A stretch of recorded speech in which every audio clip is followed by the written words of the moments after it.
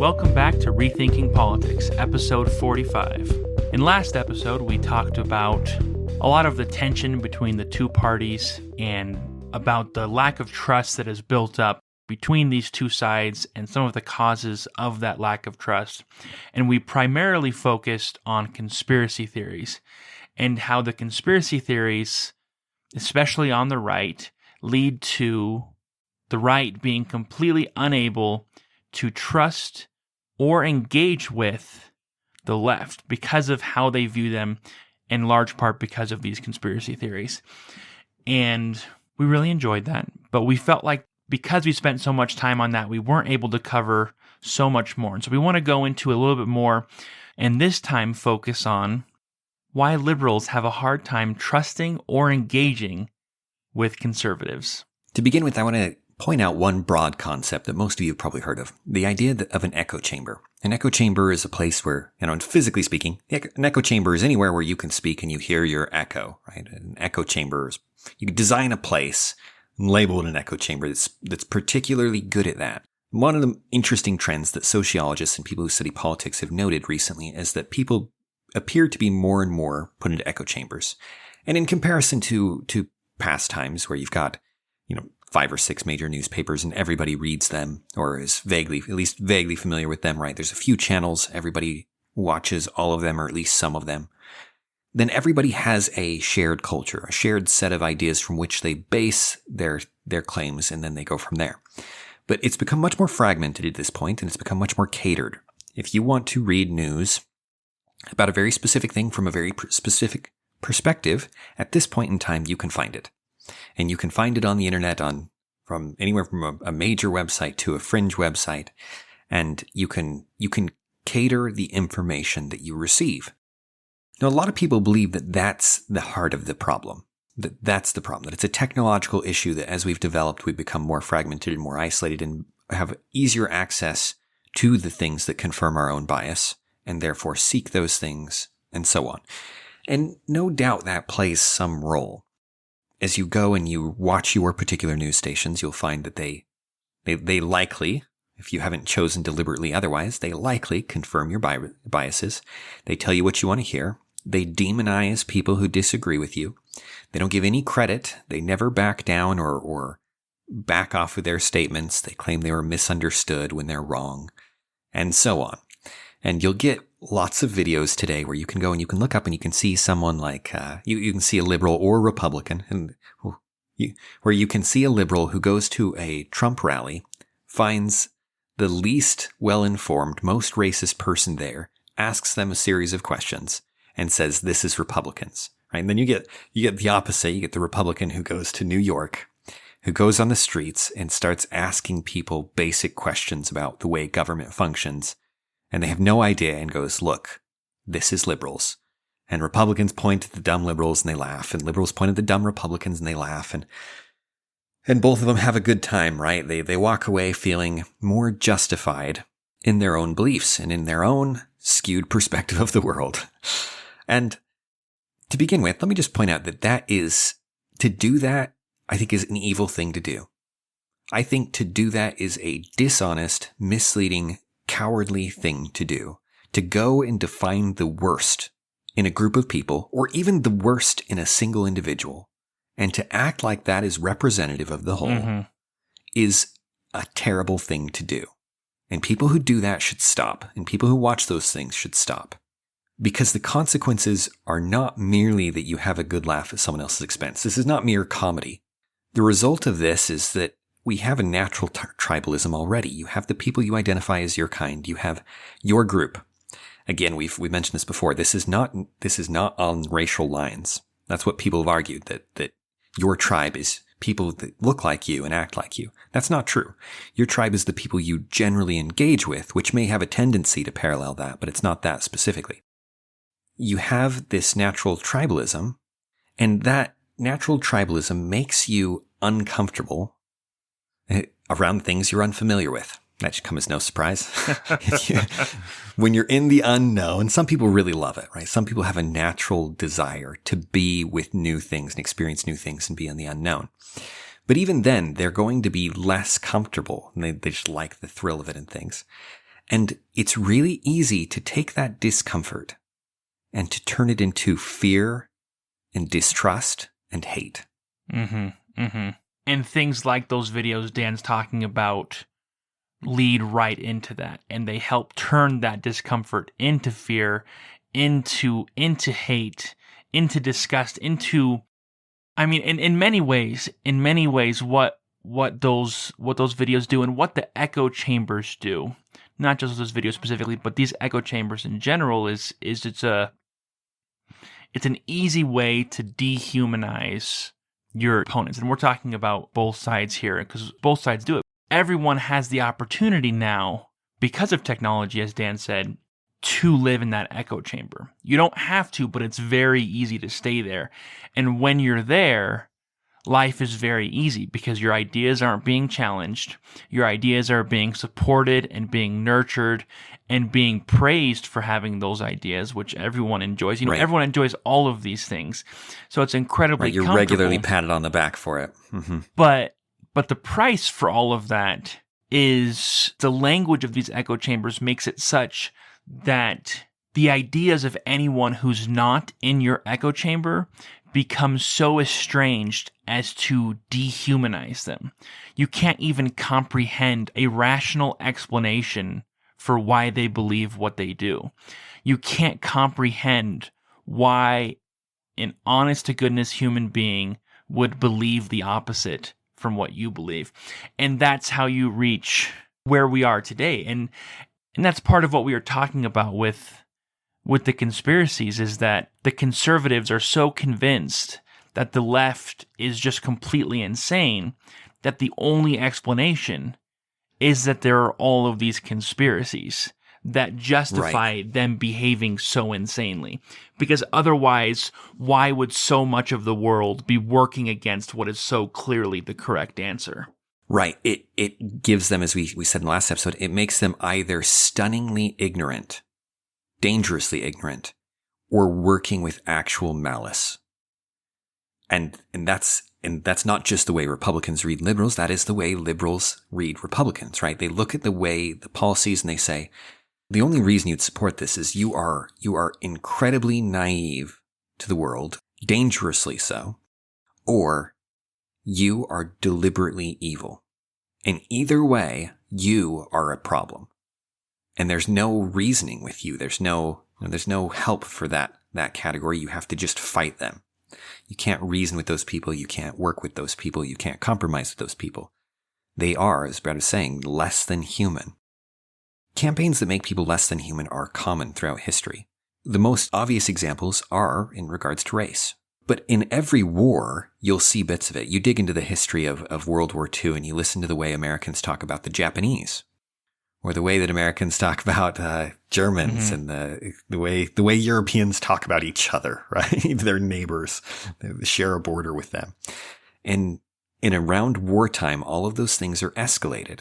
And often it's deliberately escalated. It is. No, it is deliberately escalated, and propaganda isn't intentionally produced to literally dehumanize them. Lots of times they'll have caricatures portraying the enemy as animals or as monsters, often, goofy monsters, but still monsters, in order to distance those enemies from humanity, which is also why, if you look at these time periods and how the soldiers referred to the enemy, there would always be nicknames.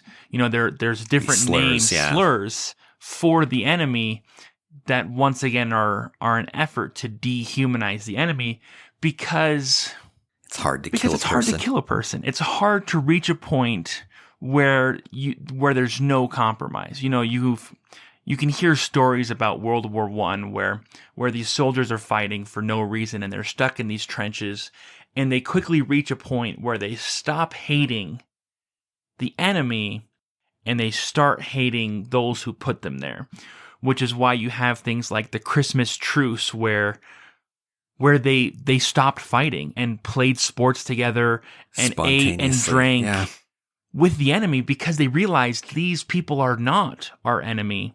These people are just people like us who just want to go home, but they can't. And it literally stopped them from fighting, at least temporarily, because there was that breakdown in propaganda, in demonization. And that's exactly why we're recording this episode and the last episode, because that's my dream, is for the two parties to realize, wait a second, these people are not my enemy. My enemy is someone else entirely. And as long as I keep fighting these people, we're never going to get anywhere. It's true.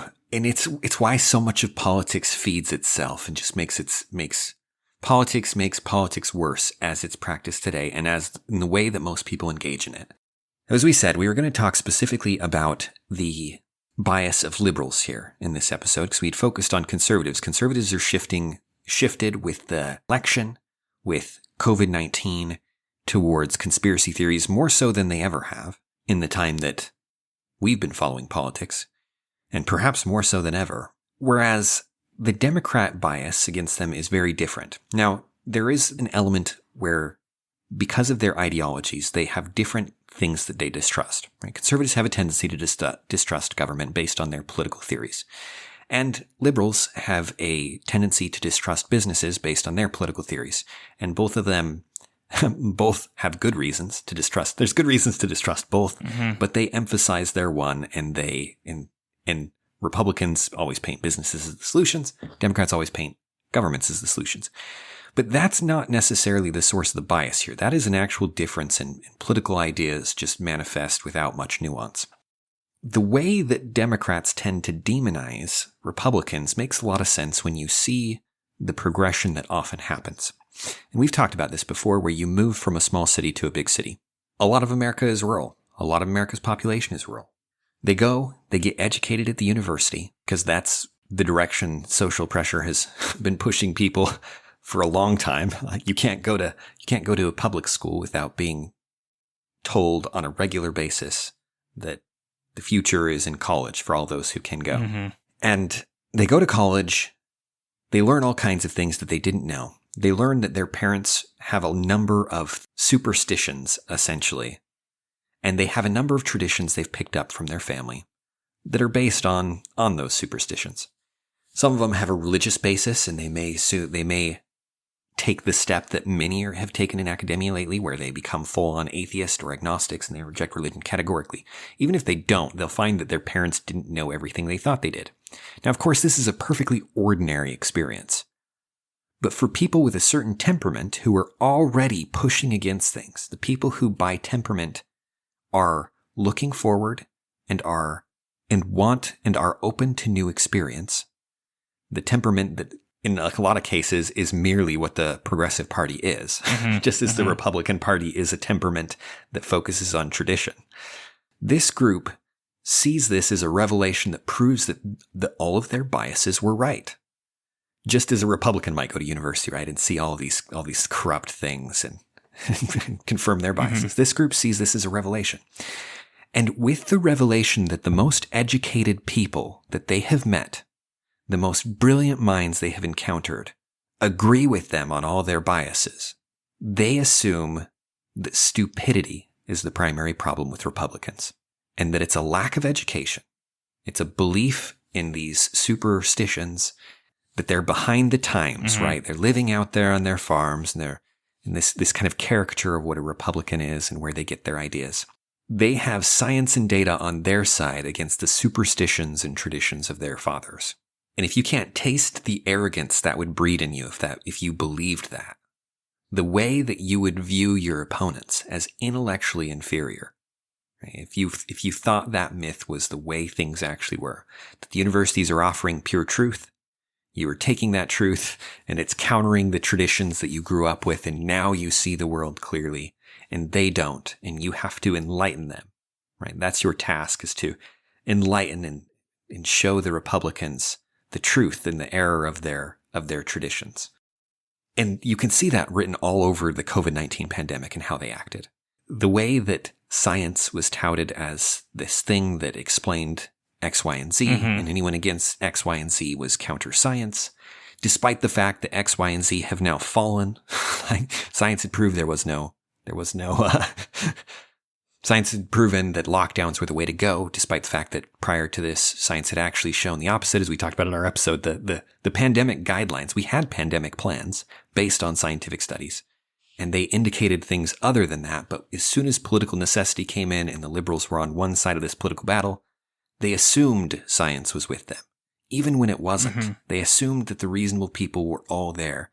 Even now, when the reasonable people, the quote reasonable people, the people that they were looking to for guides, have changed their opinion on a number of key things. Wearing masks outside, being outside in general, opening schools.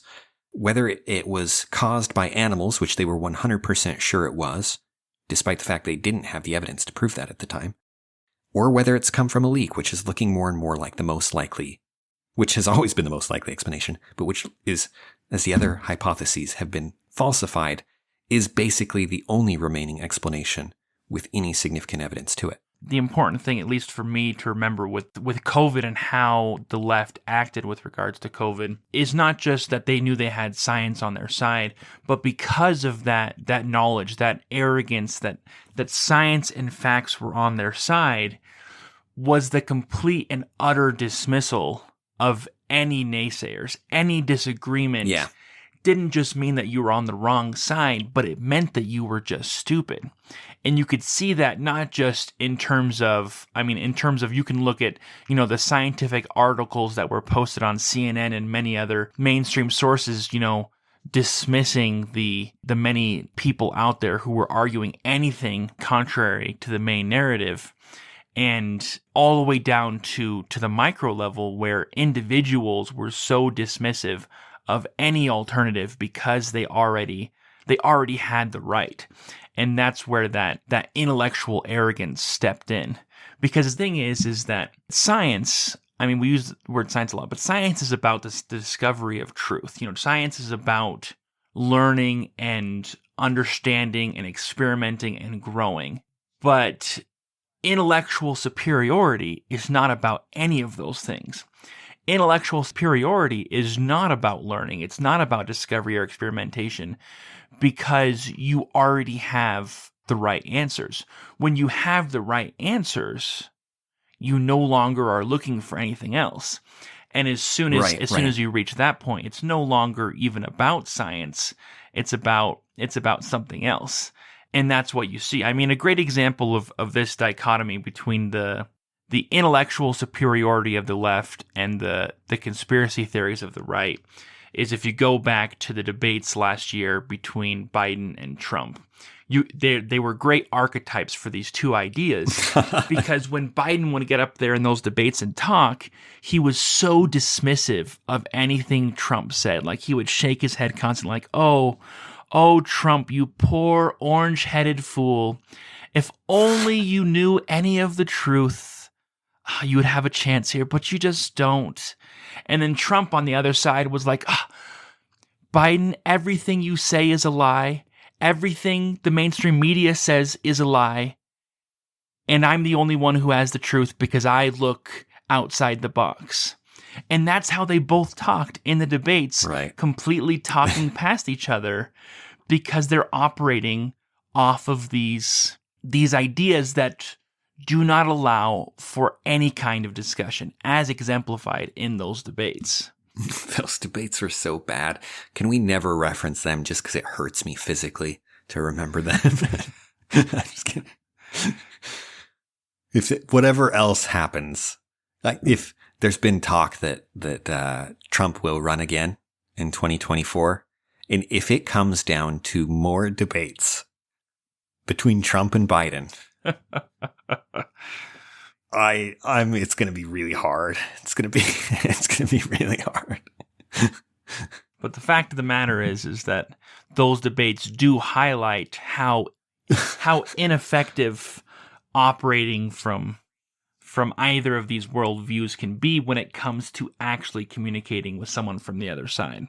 Right, and there is a solution. Maybe we don't need to communicate with people from the other side, and you should split the country in two. But if you're not going to do that, right? If we're not going to go our own ways and live in our own worlds, if we have to live in a world together, which apparently is every political topic, as everything becomes political and everything is ultimately decided by one of these two groups, You have to get to a point where you can talk, or, as we've said before, this only goes worse and worse and worse, and it will culminate in bloodshed eventually.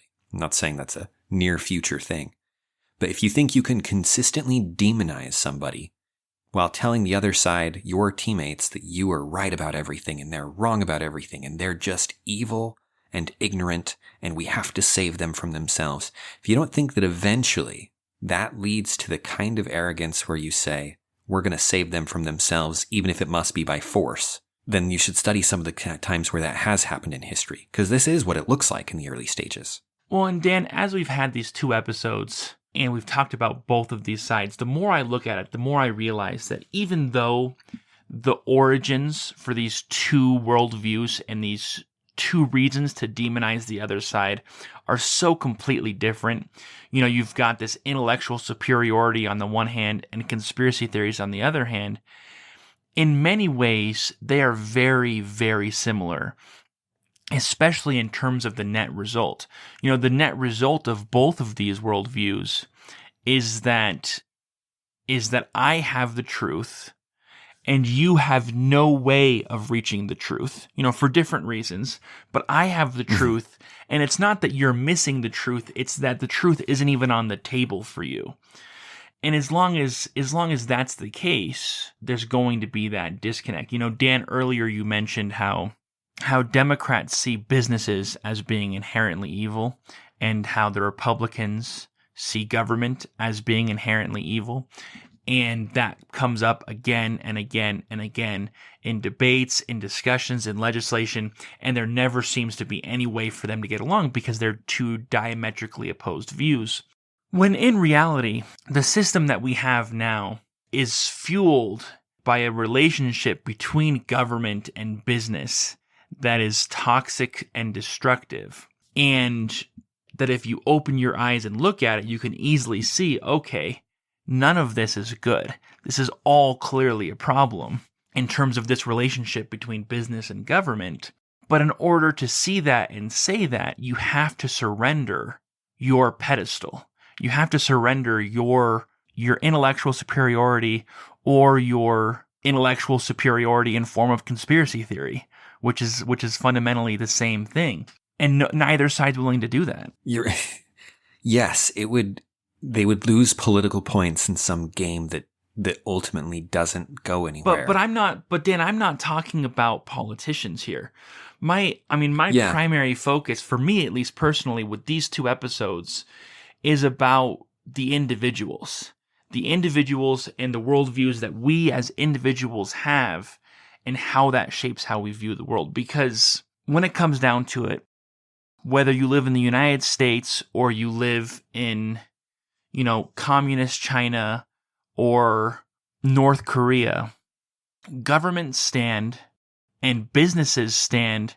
Everything that might possibly oppress you in any way stands because we allow it to. You know what I mean? It's not just democracies that function by consent of the people. All governments, all institutions function because we allow them to.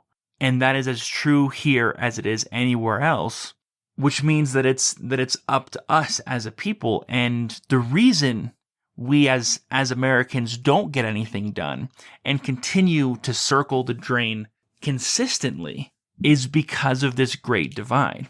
Because the more and more people talk about it, the more they're convinced that there is no common ground. And that is just so far from the truth. It is just so far from the truth. Dan, you shared a podcast with me, and I went ahead and listened to it. And it's a discussion that Jordan Peterson has with this young woman who escaped from North Korea when she was a teenager. And she talks about the experiences that she had in North Korea quite recently. She's in her late 20s, and so she's young. So the experiences she had in North Korea just happened. As you and I were growing up in the United States, she was growing up in North Korea. And hearing her describe how terrible living conditions are in North Korea currently, how truly oppressed those people are. And I was thinking about that as I prepared for this podcast, this episode, as we're talking about these 2 parties. And I keep thinking about the fact that both sides are so convinced that there is no common ground, that it's us versus them, and that's the only way we're going to make it. When in reality, you have much more common ground with the other side than you realize. So much of what you care about, what matters to you, are the same things that matter to them and the same things that they care about. But we keep getting caught up on our differences and expanding those, and we keep getting caught up in these worldviews that are full of half-truths that distort the other side, like the business versus government discussions, so that we can never actually reach an agreement, so that we don't realize that the true enemies are not each other, and that the true enemies are those people who are actually trying to oppress us, like what's happening in North Korea. You know, I mean, there is true evil out there. Yeah. There are people who are hell bent on power above all else, and we do nothing about it because we're too busy bickering. Right. There are groups that are getting favors they shouldn't have. Right. Classic corruption that happens on an amazing scale that's codified into our law. We're not talking like under the table money changing hands. We're talking like laws passed that favor such and such group or such and such union or such and such business. And that happens all the time. It's written all over our 70,000 pages of tax code. And it's written all over our a number of other legal areas. You've got a great point. I was always struck with in 2008, there was the big crash. We're in wars in the Middle East. And you get the Tea Party people out protesting in front of Federal Reserves. Mm-hmm. And then you get a bunch of liberals out protesting in front of various businesses that are bailed out. Mm-hmm. And if these two groups realized what you were just talking about, if they could see the legitimacy of each other's claims for a moment, things would be much better off. If they would stop demonizing each other and start actually looking at the evidence that the other side has for these things. Because the truth is what you were describing. These two groups work together. Where does the new money from the Federal Reserve go first? It goes to buying up bonds of businesses that are struggling. Like large businesses. It goes to bailing out groups like Fannie Mae, Freddie Mac. And this is a relationship that screws over everybody else. It comes at the expense of everyone else. I want to mention a few ideas about academia. There are misconceptions there that create this illusion of superiority that I think it could be helpful to discuss because it may convince a few people to take a closer look at these things rather than falling into the assumption that the things they're being told actually are science or the things they're being told because they're from an academic background, have the legitimacy they think they have. Academia is a strange place. I spent an enormous amount of time there. I'm relatively young. But one of the things that's interesting about it, and there are institutions that vary, of course. There are schools with different ideas. Academics has become surprisingly homogenous over the years, surprisingly similar. People are beginning to have more and more of the same opinions. Now, this would be a good sign if what we're talking about is the way to solve a mathematical equation or a general sense of what's required to build a building that stays up and that doesn't fall over in a strong wind and doesn't spontaneously burst into flames in the heat of summer.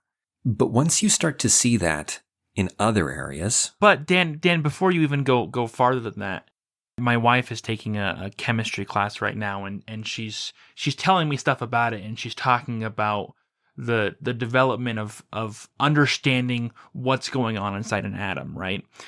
And talking about the different things that they've learned and about how there's so much they haven't learned yet. And so they have theories. And they have theories right now. They have an understanding of the atom right now and how it works, but they know that understanding is not complete. They know that there are parts of it that could be completely wrong. This is their best guess, and they're constantly working to reevaluate it. And they're like, we've done these tests, and this theory has held up in all these different ways, which is why it's still a valid theory and one that we put a fair bit of weight into. But we still understand that there's all of this that we don't know, and that keeps it keeps them open a surprising amount. You know what I mean? That even in these hard fields, these hard scientific fields, there's still questions that are open. I mean, you talk about mathematics, and I mean, it's being expanded upon. New ideas are being found on a regular basis, and it's not set rules. I mean, arithmetic hasn't changed fundamentally, but things are changing. It's not stagnant at all. No, you're absolutely right, and I'm glad you pointed that out. Mathematics, you would think if there is a field that we've solved the problem, literally, it'd be mathematics, and we haven't. Theoretical mathematics, even new practical ways of solving problems mathematically are being developed. We do our kids a disservice, I think, in some ways by accidentally presenting the impression that science has arrived. Mm-hmm. Science has not arrived. The world is still a mystery in so many ways. And that's exciting. Yeah. There's an excitement to science when you get to the edge of it. So often we're learning the history of science or old ideas, or we're learning things that are pretty firm. But at the edge of it, there is a lot of unknowns. Now, I'm glad you pointed that out. There should be, I can imagine a lot of children, if introduced to science in that way, would be much more likely to become scientists, right? It'd be like, wait, there are things we don't know, and we've got to figure them out. And especially you get into biology. Biology is just so complicated.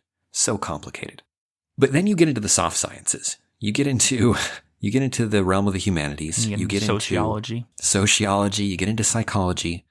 I heard someone speaking from within social psychology specifically, and they were talking about how there were something like 2 things that at this point they're sure they've discovered in that field. But they've claimed to have discovered over the years thousands and thousands of things that you will hear reported in popular news, and where they tell you about how you should live your life and give you advice, be like, science discovered this. Mm-hmm. And then it turns out they didn't discover those things. They can't confirm those things. The tests are not replicable, and so on. And psychology is a world that in some ways, we are still children in the world of psychology. And in a lot of these there are many things which we know to be false, but are still popularly taught in academics. To give just one example, the idea that children are a blank slate and that they learn aggression as they get older is entirely false. They are not a blank slate. They come in with clear tendencies. Some of those tendencies line up with gender, another thing that's often rejected by mainstream academics.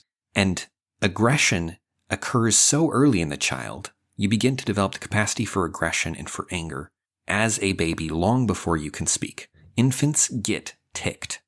And sometimes they're crying because they're ticked, right? They're just livid. And if that doesn't, every time I think about that, it cracks me up a little bit. Of course, they can't express that anger very effectively.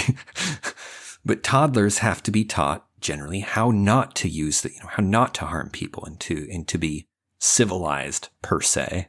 I don't like that term, but that's kind of the idea. The idea, and that's an old idea, that children had to be civilized rather than that society corrupts children, right? This is Rousseau in some sense. Rousseau believed that children are a blank slate and that they're actually remarkably adaptable and so on. Karl Marx picks up this idea and he runs with it. He believed that people were legitimately interchangeable based on their environment. These are demonstrably false at this point, still very popular in academics. Still an assumption in most cases, not people who are looking at them know that this is false. But so many others down the chain assume it's true, and they build entire political philosophies off of ideas that we can prove are false. And this happens far more often in academics than you would think. And part of the problem is that people have become so specialized that they know nothing outside of their specialty. A person who is trained in X is completely incapable of doing Y or judging whether Y is good. Mm-hmm. I was at a political seminar where various professors had come from various places to discuss certain political ideas. In this case, it was inequality. And they were talking about how one professor was presenting his arguments about political theory, but he didn't have a background in political science. And he was drawing on numbers that had been developed by political scientists and sociologists that were wrong to then justify his political logic and theory. And he said at the beginning of his speech, I know there's been some controversy about these numbers. I can't speak to those numbers. But what I can speak to is what they mean if they are true. And then he went on to describe it. And of course, he actually didn't even frame it that generously. I gave the disclaimer I wish he had given. But the numbers he was using were entirely false. But he wouldn't be capable of reading them according to him, not capable of determining that for himself. But he had based years and years of work on the assumption that they were true. Mm-hmm. And they were not true. And this happens in so many fields where they're pulling from somebody else whose work they can't verify and building theories and building ideas and adding to it. And in social science, this is a serious problem, especially since the incentives in academics are such that if you do a new study on something new and you appear to have discovered something new, that's worth a lot of money. Mm-hmm. You will get grants and things for that. Mm-hmm. But the incentives are not there for someone else to come along and say, let's test this and really see if that's replicable. No, there's no incentive for someone to come along and disprove an old theory that's now holding up 20 new theories that all are currently being funded that would all have to be thrown out if the pivotal theory that holds them all up is proven false. And so when that theory is being looked at, no one's interested. Because there's no incentive to destroy that theory because it ruins all of this work that we've done.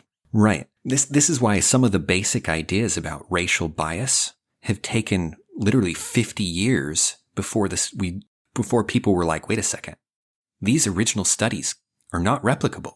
There is a problem here. Something here is not quite right. It's not entirely garbage, but it's off. And in a study that off a little bit is everything. Mm-hmm. And that's where we were talking about tribalism earlier. Tribalism corrects a lot of that. And even to this day, I don't think that how to really define tribalism is well done. What we have is a general idea that is fairly consistent, but not always. And that's a serious problem when so much of political theory is built off of these, right? And so many of the political biases, often that are still continued in politics departments, in academics today, are built off of them and have not yet realized that those are wrong and have not yet adjusted. And this is where, I think what you were saying, Brad, is really useful because it's one link in a chain, right? Mm-hmm. And everything's building on these. And you may not realize that the link broke a long time ago, that it turned out to be false a long time ago. And nobody realizes it because that's not their expertise. They're in a different field, mm-hmm. which in some ways points us to at least part of the solution of academics. Now, liberal arts gets a bad rap, and deservedly so, because often modern liberal arts programs are garbage. But one thing in defense of liberal arts is that liberal arts at least tries to look at the big picture and to get people educated enough that they can look at a variety of disciplines. And an interdisciplinary education is at some level critical for understanding in depth things as complicated as politics that are drawing on psychology, that are drawing on philosophy, that are drawing on ancient religions and history in minute detail, and whatever we can get from political science and the data there, and all these other things come together in a way that any one expert in those fields is likely incapable of interpreting, mm-hmm. and would say so, right? They'd say it's not my thing. Liberal arts includes a study of each of these things, at least to some degree. And so you can start to see the big picture. You can start to see the connections, the interdisciplinary aspects. And there are programs, good programs, even in sciences, that aim to be interdisciplinary. But they are often so riddled with biases and so riddled with pure propaganda that they become, instead of a way for you to get above the noise and see clearly, they become a way to recruit you to a specific political idea and a way to indoctrinate you, really, in a certain perspective of the world that you can then apply. And I think critical race theory is case in point on this and what that looks like. There's more that we could do to help the higher education system. Dan talks about, being indoctrinated, and one of the inevitable problems with higher education is the fact that when you're studying, you've got a professor who is the one who decides whether or not you get a good grade. For the most part, it's up to them. Especially mm-hmm. when you're talking about the soft sciences where you're writing a paper that's going to have opinions in it. If those opinions agree with the teachers, then you're most likely going to get a better grade, which is currently how it's set up. Or at least don't push the envelope too far. There are so many programs right now where they don't reward independent thinking, where they reward conformity Right. above all else, which only encourages the same thoughts to continue to happen, versus having professors and departments and whole universities who are interested in finding people who can disagree with them but do it well. And that's just Right. not something that you see very often anymore. Right. And when you say that's always going to be somewhat of a problem, right? The professor has biases and they have to work actively to not grade according to those biases. But in a world where, in an environment where universities have accepted that to say some ideas is a hate crime, where to discuss opposing opinions or to state them or to talk about them or to show anything that is in favor of them is considered an act that could get you fired and will get you reported by the students. You can get into, there are a lot of university professors who've talked about this, many of whom have been fired and then talked about it later. Others who've talked about it anonymously in polls of professors to see if the professors have started censoring themselves. And this is a trend that has gone up and up and up as we get into as the value of free speech has become questionable. This indoctrination happens in programs where people are explicitly rejecting the benefit of having counter opinions, the benefit of being exposed to both sides, where they think it's actually evil to expose someone to an idea that's wrong because that idea is inherently evil and hurtful. And in that world, your own opinions is all you have left, right? Bias is being explicitly endorsed. The people who believe this thing are being endorsed to grade accordingly and to hammer people who disagree and to ban them or to censor them and so on. Yeah, and which is why the intellectual superiority is so common, because it's being actively produced. It's being actively produced because there is the good argument, and any other argument is not just wrong, but is actually evil, even to utter the argument. Yes.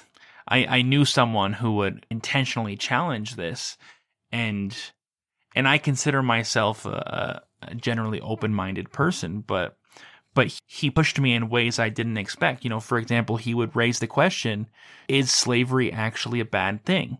And he would pose it legitimately and say, okay, look, maybe we should be pro-slavery in general, not just talking about slavery in the past, but maybe slavery is not the worst thing in the world.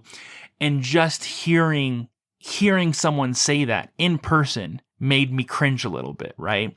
And hearing me say it right now on the podcast probably made you cringe a little bit.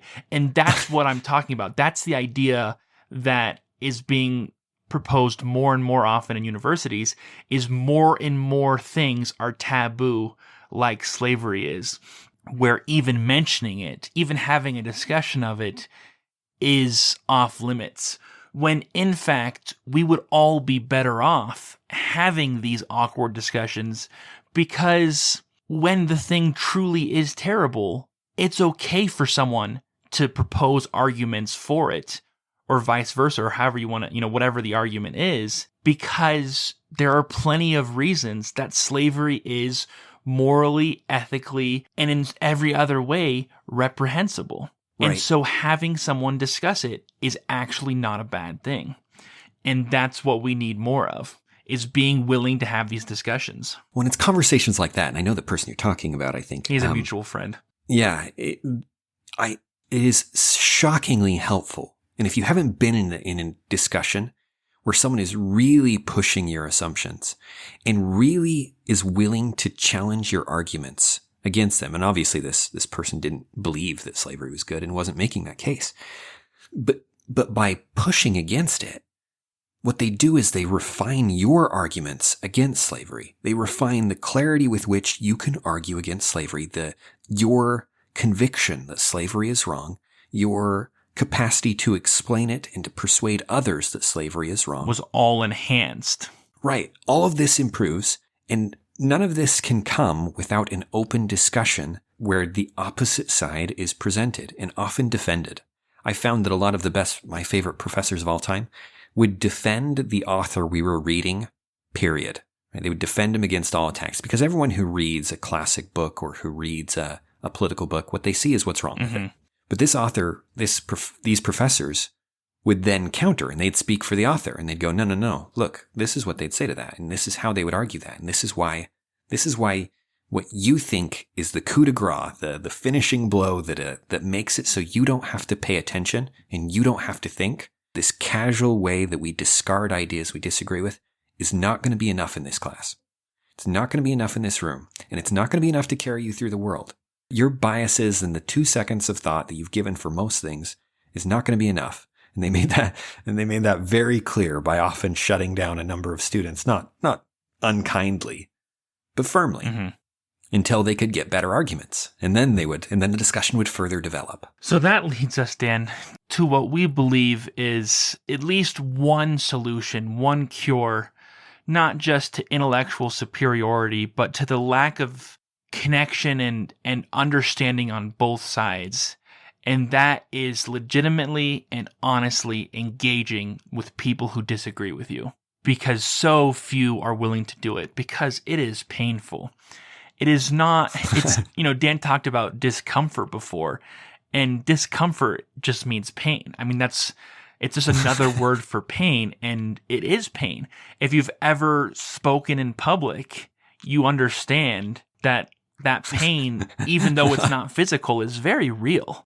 And emotional pain is not to be ignored or slighted. It's a real thing, and it causes people to make choices all the time. And one of those choices is to not engage with people they disagree with, because it's not fun. But it's incredibly beneficial. As Dan was talking about, engaging with those professors who maybe even had the same beliefs as you potentially, but chose to argue the other side, and to argue it well, to argue it reasonably, and to have a meaningful discussion has so much value and allows you to understand and allows you to connect with the person you disagree with, and you gain so much more from it. Even if the person you disagree with is fundamentally wrong, you're still going to be better off engaging with them and having a real conversation. You'll understand better your side and their side when you actually listen and understand. Yes, and that in some ways, that requires a little bit of humility. That requires an assumption that they're not bad actors, that they're not ignorant, and that they're worth talking to, and they have ideas worth listening to. And if you do what Brad said, you will find that. You will find sincere people working on the other side. In this case, if you're liberal, working with the Republicans, who have a lot of wisdom that they can share with you, who have a lot of things they know that you don't, who have a lot of insights and a lot of things that if they don't change, they may not change your political affiliation and major opinions, but they will refine them. And you'll find in the discussion areas of agreement and a mutual respect that you won't get from a distance, acting like you're going to get sick just from hearing the ideas. You'll never get that mutual respect when you're sitting in that echo chamber. Yeah, and this seems particularly dangerous on the liberal side, in that they tend right now to avoid even the side of the idea. Right? They're not just in an echo chamber shouting down the idea. Even discussing the idea is anathema. And that's a serious problem, because if you're not even willing to hear the idea spoken out loud, then there's no hope of having any kind of discussion about it. Yeah, it's been an interesting trend, where liberals have stopped debating in almost all circumstances, with the exception of running for political office.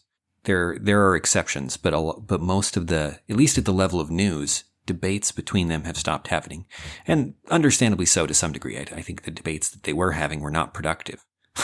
But at this point, it's because they fear the association of even being in the same room as people who think these ideas. And at that level, ideas are not some disease. Mm-hmm. But if you treat them as such, then soon you won't have any anymore. Right. If you treat them as a disease to be avoided, the only thing you can fight them with is what you're fighting them with is prejudice rather than knowledge, and rather than mutual understanding. Absolutely. And with that, thank you for listening. This has been episode 45 of Rethinking Politics.